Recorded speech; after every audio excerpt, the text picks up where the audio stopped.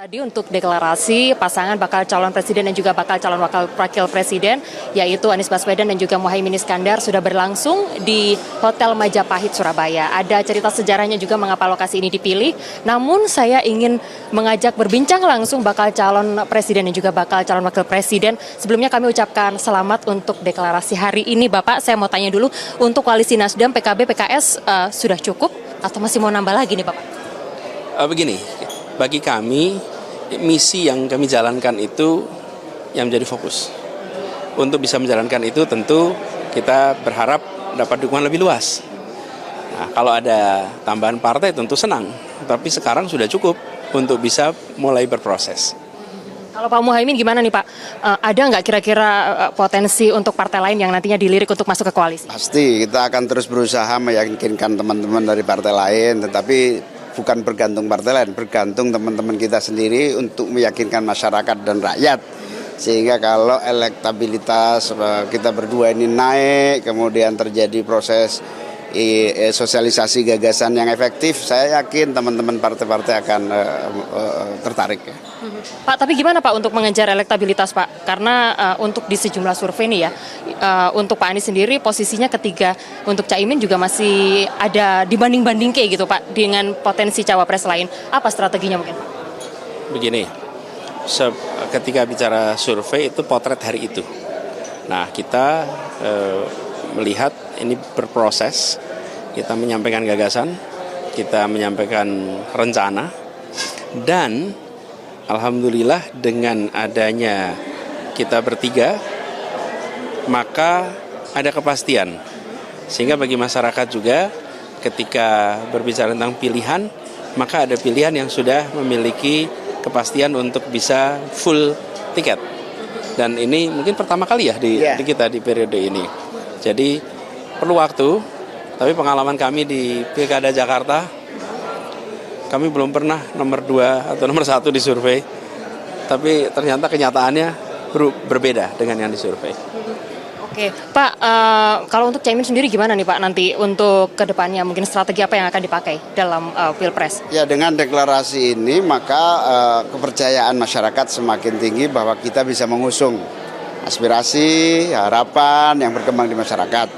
Nah, yang paling penting adalah teman-teman dan kita semua harus benar-benar rebut hati rakyat, tunjukkan bahwa kita bisa mengusung apa yang menjadi kemauan masyarakat. Pak Anies, ini kan koalisi perubahan. Kalau untuk program-program pembangunan Pak Jokowi nanti kira-kira apa Pak yang akan diteruskan? Bukan hanya program pembangunan periode 8 tahun terakhir. Indonesia membangun itu sejak tahun 45. Jadi setiap 5 tahun ada kepemimpinan baru. Dan setiap kali ada kepemimpinan baru, di situ ada perubahan, ada kebaruan, dan ada keberlanjutan. Kan tidak mungkin. Indonesia kan bukan dimulai 3 tahun, 4 tahun yang lalu. Indonesia ini sudah mulai membangun sejak lama. Dan setiap era ada unsur kebaruan, ada unsur keberlanjutan. Tentu program-program yang dirasakan manfaatnya oleh masyarakat banyak, itu dengan sendirinya akan diteruskan, bermanfaat. Dan kita ingin membawa unsur perubahan. Apa itu?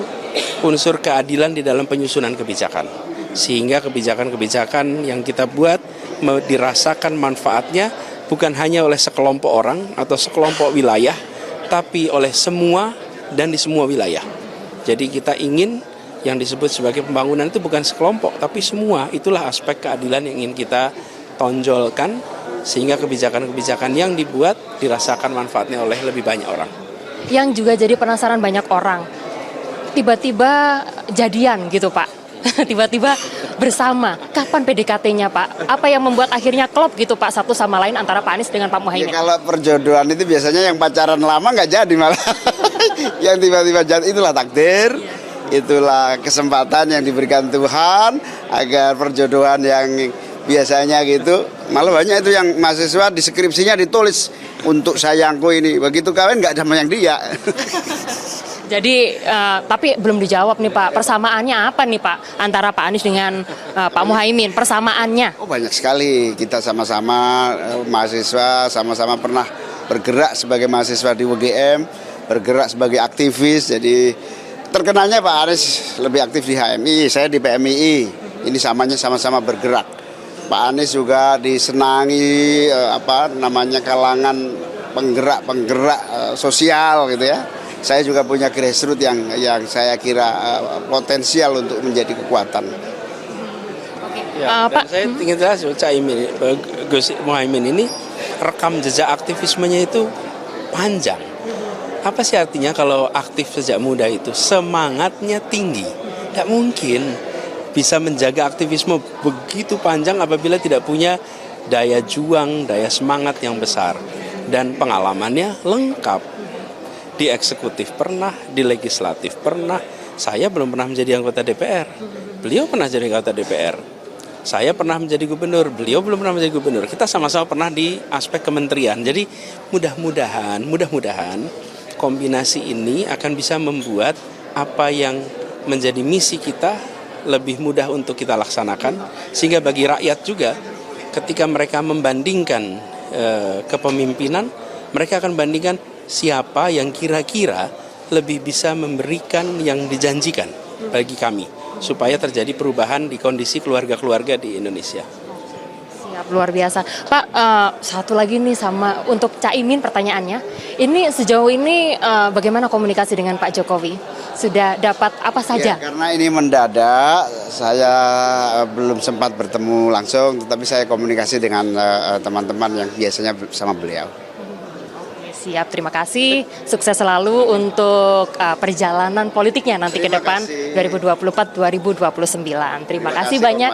Terima kasih. Iya, itu tadi bincang-bincang saya Kika Madona bersama dengan bakal calon presiden dan juga bakal calon wakil presiden yaitu Anies Baswedan dan juga Muhaimin Iskandar. Seperti yang tadi disampaikan bahwa perjalanan hingga akhirnya kedua pasangan ini bersatu tidaklah mudah karena sebelumnya juga sempat ada beberapa kejutan yang akhirnya atau ujungnya ini sampai di rapat plenokan di DPW PKB Jawa Timur pada hari Jumat kemarin.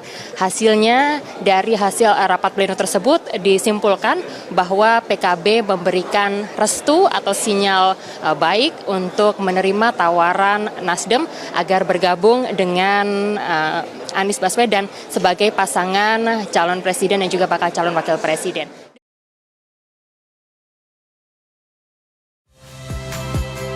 Saya Nitya Anissa, saksikan program-program Kompas TV melalui siaran digital, pay TV, dan media streaming lainnya. Kompas TV, independen, terpercaya.